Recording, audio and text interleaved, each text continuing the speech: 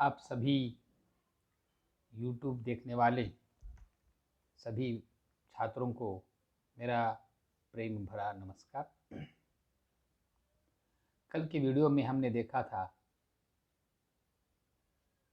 11वीं कक्षा की कविता प्रेरणा, और इस कविता के कवि त्रिपुरारी जी। प्रेरणा इस कविता के चार त्रिवेणियों को हमने कल देखा था। पहली त्रिवेणी थी जो माँ की ममता कितनी सरल कितनी भोली होती है, और वह अपने बच्चों को किस प्रकार अपने पास रखना चाहती है। दूसरी त्रिवेणी में हमने देखा था कि पिता का प्यार भी माँ के प्यार से कम नहीं होता। पिता के हृदय में भी माँ के जैसा ममता का सागर लहराता है। तीसरी त्रिवेणी में हमने देखा था कि आजकल का जीवन आपाधापी का जीवन है, भागदौड़ का जीवन है, और इस भौतिक सुविधा को प्राप्त करने के लिए आज स्त्री और पुरुष दोनों भी काम पर निकल जाते हैं और बच्चे घर पर बने रहते हैं। और ऐसे बच्चे बड़े तो हो जाते हैं, लेकिन उन बच्चों को माता पिता का प्यार मिल नहीं पाता, और वह माँ और पिता के प्यार के लिए वह तरसते रह जाते हैं। चौथे त्रिवेणी में हमने देखा था कि ज़माने का उसूल हैं, नियम हैं, कानून हैं, ऐसी मान्यता है कि ज़माना उगने वाले सूरज को सलामी देता है। जो सफलता की सीढ़ियाँ चढ़ते जाता है, जो सफलता या तरक्की पर आगे बढ़ता है, और ऐसे तरक्कीवान ऐसे सफल व्यक्ति के सामने ज़माना सिर झुकाता है, उसको नमन करता है, उसको आदर करता है, उसका सम्मान करता है। लेकिन यही समाज डूबने वाले सूरज को भुला देता है। मतलब जो आदमी असफल हो जाता है, जो सफलता की सीढ़ी से लुढ़क जाता है, असफल हो जाता है, ऐसे असफल व्यक्तियों को समाज भुला देता है, उन्हें सम्मान नहीं देता। और इस त्रिवेणी के माध्यम से कवि कहते हैं कि ऐसा करना सरासर गलत है, क्योंकि असफल व्यक्ति भी ये आगे चलकर सफल हो सकता है, वह भी अपने सफलता की सीढ़ियों को पार कर सकता है। इसलिए तो उस असफल व्यक्ति को भी सम्मान देना चाहिए, ऐसा यहाँ पर कवि त्रिपुरारी जी कहते हैं। यहाँ तक हम आ चुके थे। अब अगली त्रिवेणी इस प्रकार है। चलते चलते जो कभी गिर जाओ, चलते चलते जो कभी गिर जाओ, खुद को संभालो और फिर से चलो, चोट खाकर ही सीख मिलती है। कवि कहते हैं हम जो जीवन जीते हैं, इस जीवन के रास्ते पर चलते चलते गिर जाओ, मतलब कभी कभी हम असफल हो जाते हैं। इस जीवन रूपी रास्ते पर हम कभी कभी असफल हो जाते हैं। ये असफल होना लाजिमी है। ये असफल होना ये एक या जो हर आदमी हमेशा सफल नहीं होता। असफलताएं ये आ सकती है, असफलताएं आ सकती है, लेकिन असफलता आने के बाद मनुष्य को अपने आप को संभालना है, उसे अपने खुद को संभालना है, समझाना है कि मैं आज असफल हो चुका हूँ, एक काम में असफल हो चुका हूँ, तो दोबारा मैं सफल हो सकता हूँ, दोबारा मैं पुनः तरक्की कर सकता हूँ, उन्नति कर सकता हूँ, या उन्नति के शिखर तक पहुँच सकता हूँ। ऐसा अपने मन को समझाना है, अपने आप को समझाना है, और ढांढस देना है, हिम्मत देना है, और फिर नए सिरे से, फिर नए उत्साह से, फिर नए उल्लास के साथ उस कार्य का आरंभ करना है।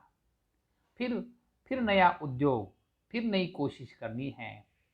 ऐसा करने से ही मनुष्य सफलता की सीढ़ी को प्राप्त कर सकता है, सफलता की सीढ़ी पर चढ़ सकता है।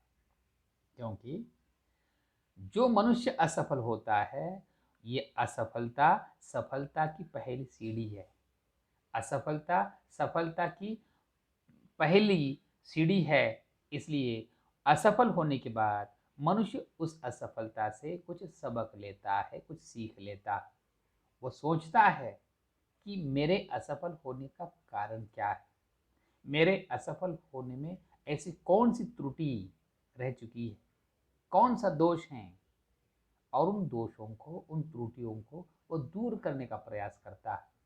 और इसलिए असफल होने के बाद मनुष्य को दुख तो होता है, चोट तो पहुंचती है, लेकिन उस असफलता में से सफलता की ओर बढ़ने के लिए और क्या क्या करना है, इस बात की सीख, इस बात की जानकारी उसे मिलती है।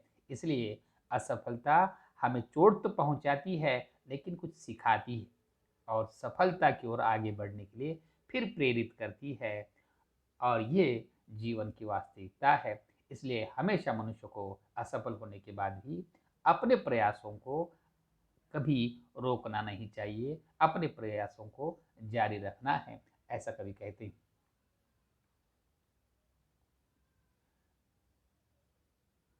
अगली रचना या अगली त्रिवेणी इस प्रकार है।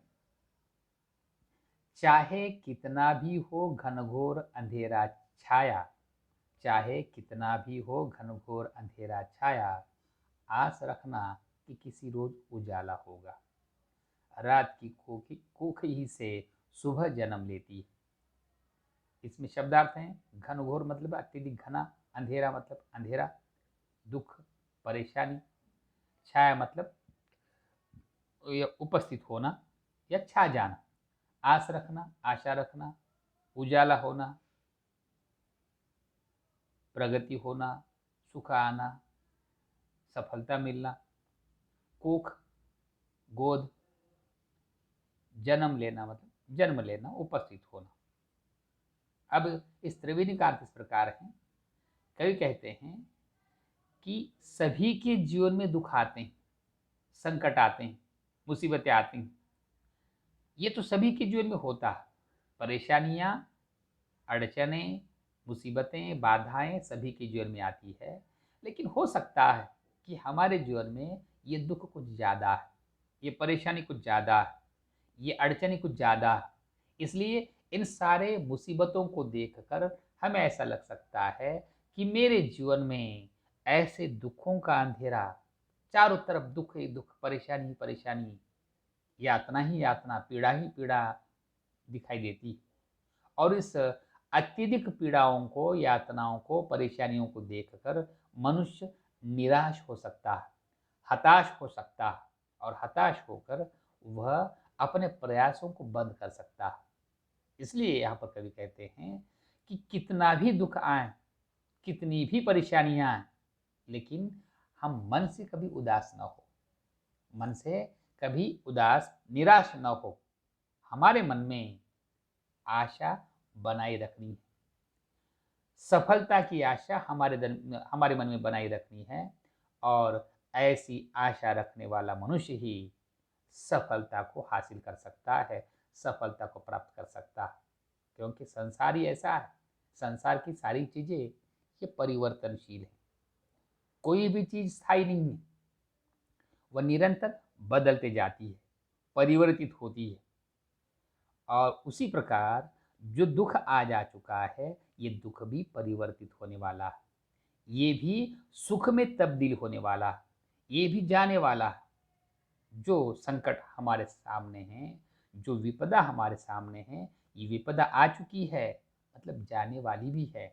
और इसलिए ये दुख का अंधेरा, ये दुख के बादल एक दिन छंट जाने वाले हैं और सुखों का उजाला निश्चित हो जाने वाला है या होना है। ऐसा हमारे मन को समझाना है और समझ समझा कर ये हमें ऐसी आशा रखनी है कि निश्चित ही मेरे जीवन में भी सुख के क्षण आ सकते हैं। क्योंकि ये दुनिया का कानून है, ये नियम है कि रात के अंधेरे के बाद ही सवेरा होता है। रात का काला अंधेरा छंटने के बाद ही सुबह का सवेरा, उजाला उपस्थित होता है। उसी प्रकार दुख के उपरांत सुख निश्चित है, दुख के उपरांत सुख निश्चित ही आने वाला है और ये वास्तविकता है, ऐसे यहाँ पर कवि त्रिपुरारी जी कहते हैं। दूसरी त्रिवेणी इस प्रकार है, कर्ज लेकर उम्र के लम्हों से, कर्ज लेकर उम्र के लम्हों से बो दिए मैंने बीज हसरत के, पास थी कुछ जमी ख्यालों की।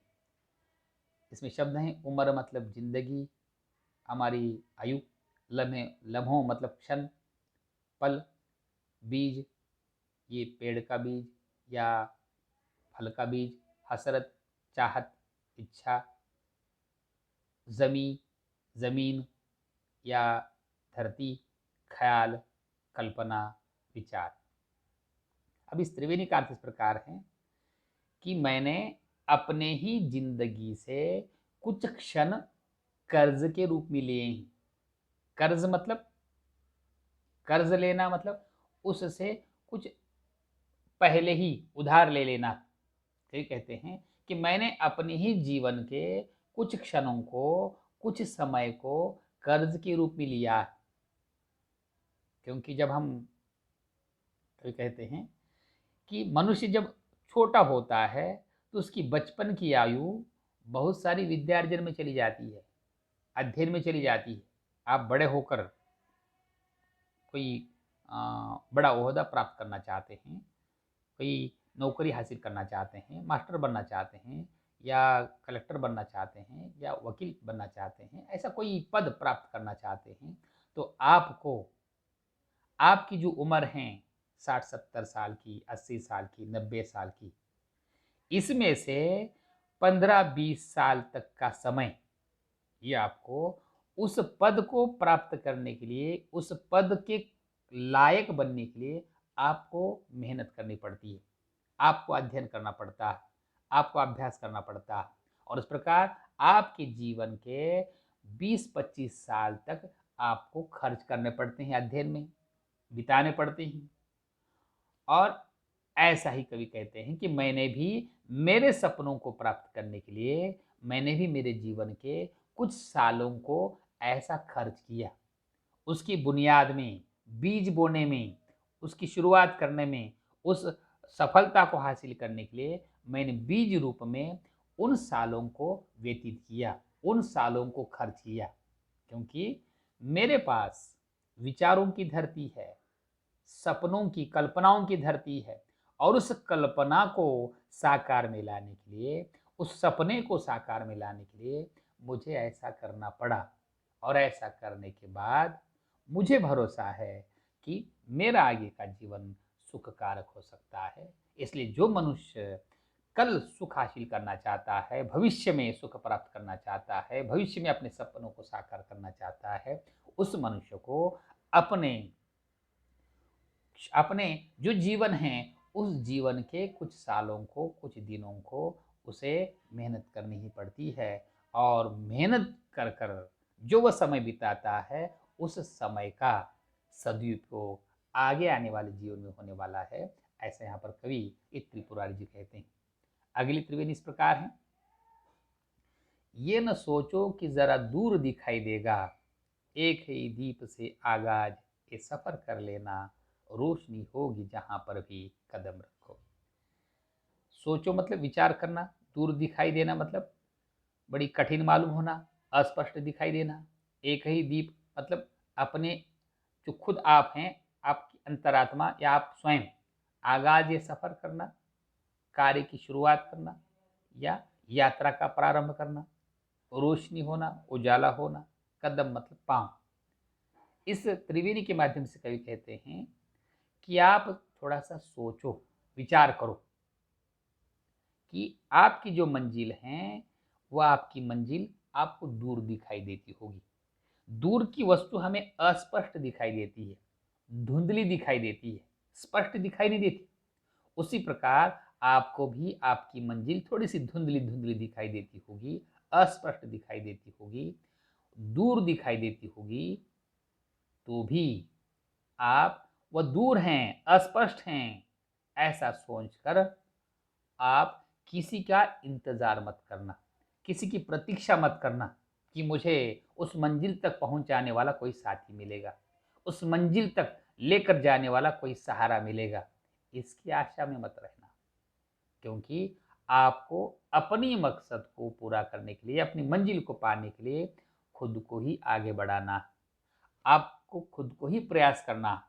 और आप जैसे उस मंजिल की ओर बढ़ने के लिए, उस मंजिल को पाने के लिए सफ़र का पहला कदम रखेंगे, कार्य की शुरुआत करेंगे, तो एक-एक पाँव, एक-एक कदम वो मंजिल, वो उद्देश्य, वो आपका लक्ष्य नज़दीक आएगा। इसलिए कवि कहते हैं कि हमें ही कार्य की शुरुआत करनी पड़ेगी, हमें ही कार्य का आरंभ करना पड़ेगा। और ऐसा कार्य का आरंभ करने से वह धुंधली दिखाई देने वाली चीज़, वह धुंधली दिखाई देने वाली वह हमारी मंजिल, जैसे-जैसे हम आगे बढ़ेंगे, वह स्पष्ट हो जाएगी, वह हमें साफ दिखाई देगी। और जो मनुष्य हमेशा कार्यरत रहते हैं, हमेशा मेहनत करते हैं, हमेशा अपने कर्म में लगे रहते हैं, उन लोगों के जीवन में ज़रूर रोशनी आती है, उजाला आता है, सुख आता है। और ऐसे मेहनती लोगों के पाँव को ये सफलता चूमती है। ऐसे मेहनती लोग ही सफलता हासिल करते हैं, ऐसे मेहनती लोग ही सफलता के शिखर पर पहुँच जाते हैं। और ये असलियत हैं, ये वास्तविकता है। ऐसे यहाँ पर कवि त्रिपुरारी जी बताते हैं। अगली त्रिवेणी इस प्रकार है। अपनी आँखों में जब भी देखा है, अपनी आँखों में जब भी देखा है, एक बच्चा सा खुद को पाया है, कौन कहता है उम्र बढ़ती है। यहाँ पर कवि एक प्रश्न करते हैं कि कौन कहता है उम्र बढ़ती है। इसका उत्तर क्या है कि उम्र बढ़ती नहीं है, हमारी आयु बढ़ती नहीं है। अब इसका स्पष्टीकरण कवि किस प्रकार देते हैं। अपनी आंखों में जब भी देखा, मैंने अपने आप को देखा, खुद को देखा। खुद को देखा, हम खुद को कैसे देख सकते हैं? हम हमारी बाहरी आंखों से अपने आप को देख सकते हैं क्या? अगर बाहरी आंखों से हम अपने आप को देख सकते हैं, तो हमें आईने के सामने खड़ा होना पड़ेगा, दर्पण के सामने खड़ा होना पड़ेगा, और उस दर्पण में हमारा प्रतिबिंब दिखाई देगा। उस प्रतिबिंब को देखना मतलब अपने आप को देखना नहीं है। उस दर्पण में अपने छवि को देखना मतलब अपने आप को देखना नहीं है। तो हम हमारे अंतर्मन में झांकना, हमारे हृदय में झांकना, और हमारे मन की आंखों से हमारे हृदय में झांकना है। और मैंने ऐसा किया है, मैंने अपने अंदर झांकने की कोशिश की है, अपने मन को टटोलने की कोशिश की है, अपने हृदय को टटोलने की कोशिश की है। तब मुझे ऐसा लगा कि मैं तो अभी बच्चा हूँ, मैं तो अभी छोटा हूँ, और मैंने अपने आप को कभी बड़ा महसूस नहीं किया, मैंने अपने आप को कभी बूढ़ा महसूस नहीं किया। मेरा मन जैसा बचपन में था वैसा ही आज भी बड़ा प्रफुल्लित है, आज भी वैसा ही ताजगी महसूस करता, आज भी वैसा ही उल्लास मेरे अंदर भरा हुआ। और इसलिए मनुष्य का मन ये कभी भी बूढ़ा नहीं होता, उसकी कभी उम्र नहीं होती, वह हमेशा बच्चे के जैसा चंचल होता, बच्चे के जैसा स्फूर्तिला होता, बच्चे के जैसा शक्तिशाली होता है। और ऐसा जिसका मन होता है, वह मनुष्य इस जीवन में अपना मकसद ज़रूर हासिल कर सकता है, वह कुछ भी कर सकता है। हाँ, उम्र बढ़ती है, किसकी बढ़ती है? हमारे शरीर की बढ़ती है, हमारे देह की बढ़ती है। जो शरीर हमारा बचपन का था, वह थोड़ा-सा जवान हो चुका है, जवान शरीर बूढ़ा हो जाता है, मनुष्य थक जाता है, उसके बाल पक जाते हैं। ये बाहरी आवरण का ये बाहरी आवरण की उम्र बढ़ जाती है। लेकिन इस बाहरी आवरण में हमारे शरीर के अंदर रहने वाला जो मन है, ये मन ये हमेशा जवान बना रहता है। और जिसका मन जवान है, वह कभी निराश नहीं होता। जिसका मन जवान है, वह हमेशा काम करता है, कार्य करता है, और वह हमेशा आगे बढ़ता है। ऐसा यहाँ पर कवि कहते हैं।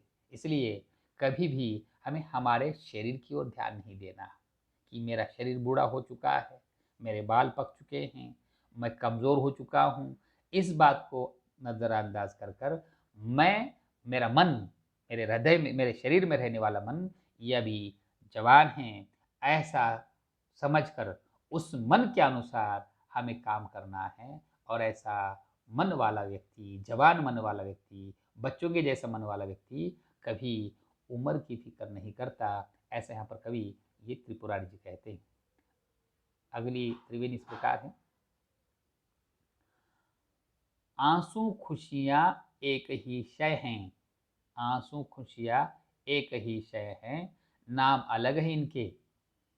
पेड़ में जैसे बीज छुपा है, बीज में पेड़ है जैसे, एक में जिसने दूजा देखा वही सच्चा ज्ञानी। क्या कहते हैं? आंसू मतलब दुख, खुशियाँ, खुशियाँ मतलब सुख। आंसू और खुशियाँ, दुख और सुख एक ही वस्तु के नाम है, एक ही पदार्थ के नाम है। शय मतलब चीज, वस्तु, पदार्थ, एक ही पदार्थ के नाम है। एक पदार्थ के दो दो नाम हैं। पदार्थ एक ही है लेकिन उसके दो नाम हैं। आंसू भी है और खुशियाँ भी है, दुख भी है और सुख भी है। बस नाम अलग हैं लेकिन वस्तु तो एक ही है। जिस प्रकार सिक्का होता है, सिक्के के दो पहलू होते हैं, एक तरफ छापा होता है, दूसरे तरफ कांटा होता है। छापा और कांटे से सिक्का बना है, और जिस सिक्के को छापा और कांटा है वही सिक्का बाजार में चलता है, उसकी ही कीमत होती है, उसका ही मोल होता है। अगर सिक्के पर केवल छापा हो, कांटा न हो, वह सिक्का बाजार में चलता नहीं, उसका कोई मोल नहीं होता। और जिस प्रकार ये सिक्के के दो पहलू हैं तभी सिक्का बाजार में चलता है, उसका मूल्य है, उसी प्रकार हमारे जीवन में भी खुशी भी है, दुख भी है। हमारे जीवन में दुख भी है और सुख भी है, और सुख और दुख से भरा हुआ हमारा जीवन है। कवि कहते हैं पेड़ में जैसे बीज छुपा है, बीज में पेड़ है जैसे। क्या कहते हैं? ये सुख और दुख किस प्रकार हैं?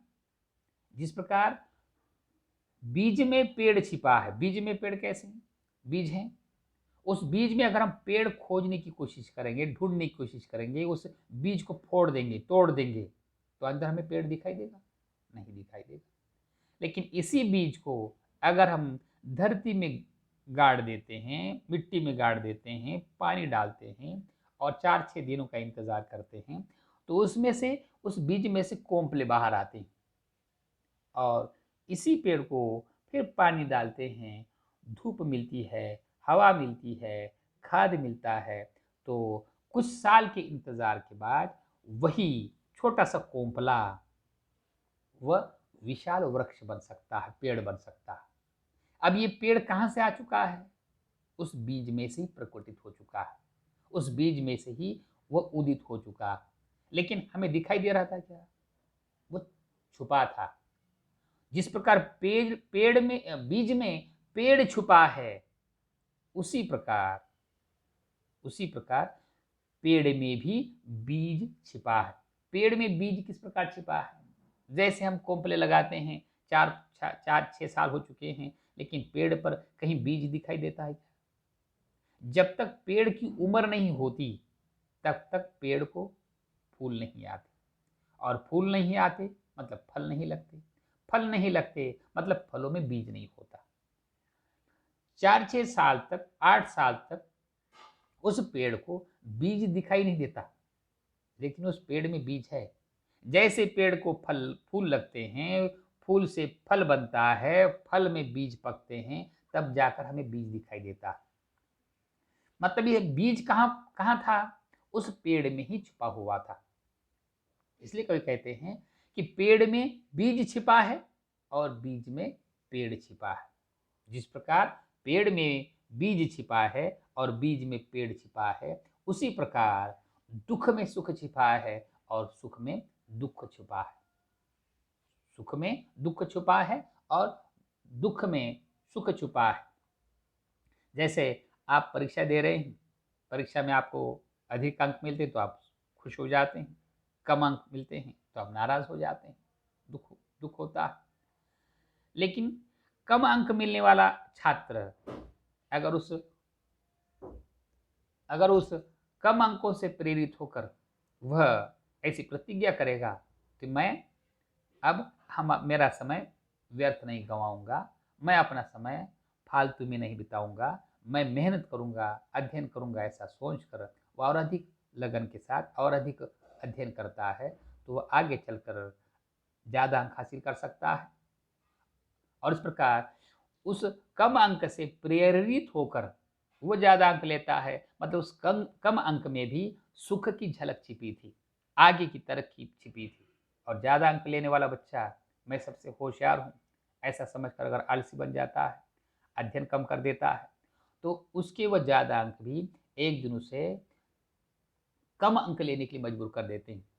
इसलिए कवि कहते हैं कि सुख में दुख छिपा है और दुख में सुख छिपा है। और जो मनुष्य इस बात को जानता है कि सुख के बाद निश्चित दुख हैं और दुख के बाद निश्चित सुख हैं, सुख में दुख की झलक है और दुख में सुख की है, सुख और दुख एक दूसरे ये पूर्ण रूप से नहीं होते, सुख में दुख भी होता है और दुख में सुख भी होता है। यह जिस मनुष्य को मालूम है, जो मनुष्य जानता है, वह सच्चा ज्ञानी है, वही सच्चा विद्वान है, ऐसा कवि कहते हैं। आखिरी त्रिवेणी इस प्रकार है, चाहे कितनी ही मुश्किलें आए, छोड़ना मत उम्मीद का दामन, ना उम्मीदी तो मौत है प्यार। कवि कहते हैं कि हमारे जीवन में मुश्किलें, संकट, मुसीबतें कितनी भी आए, लेकिन हमें आशा का दामन, उम्मीद का दामन कभी छोड़ना नहीं, कभी नाउम्मीद नहीं होना, कभी निराश नहीं होना, कभी हताश नहीं होना और हमेशा हमारे मन में उम्मीद बनाए रखनी है, आशा बनाए रखनी है, क्योंकि आशा रखने से ही मनुष्य सफलता हासिल कर सकता है। जो मनुष्य हताश हो जाता है, निराश हो जाता है, ऐसा निराश मनुष्य, ऐसा हताश मनुष्य आने वाली मुसीबतों के सामने घुटने टेक देता है, मुसीबतों के सामने खुद झुक जाता है और उनसे तालमेल बिठा लेता है। और ऐसा जो मनुष्य निराश हताश हो जाता है, वह मनुष्य, उस मनुष्य का जीवन तो मौत के समान है। मुसीबतें तो आती है, उन मुसीबतों से जूझना, टक्कर लेना, उनसे दो हाथ करना और निरंतर प्रयास करना और मैं एक दिन सफल हो जाऊंगा, मैं एक दिन जीतूंगा, मैं एक दिन अवश्य अपने मकसद को पूरा करूंगा, ऐसी आशा रखने से ही मनुष्य का जीवंतता का लक्षण है। वही मनुष्य जिंदा होता है जो अपने मन में आशा की किरण बनाए रखता है। और जब मनुष्य मन से ही उदास हो चुका है, निराश हो चुका है या हार चुका है, वह मनुष्य भले ही चलता फिरता दिखाई देता है, लेकिन मन मरा हुआ व्यक्ति ये मृत्यु के समान है, मौत के समान है। ऐसे यहाँ पर कवि ये त्रिपुरारी जी बताते हैं। और उस इनके कविता का नाम है प्रेरणा। प्रेरणा मतलब प्रेरित होना। और इन त्रिपुरारी के इस प्रेरणा नाम की कविता से हम अगर प्रेरित होकर हमारे जीवन में, हमारे भविष्य में अगर सुखी होना चाहते हैं, हमारे लक्ष्य को पाना चाहते हैं, तो हमें निरंतर प्रयासरत होना, प्रयत्नशील होना बहुत ज़रूरी है। और ऐसी प्रेरणा लेकर अगर हम मेहनत करते हैं, अगर हम काम करते हैं, अगर हम अध्ययन करते हैं, तो हमारा जीवन निश्चित सफल हो जाएगा। और यहाँ पर ये प्रेरणा, ये कविता समाप्त होती है। नमस्ते।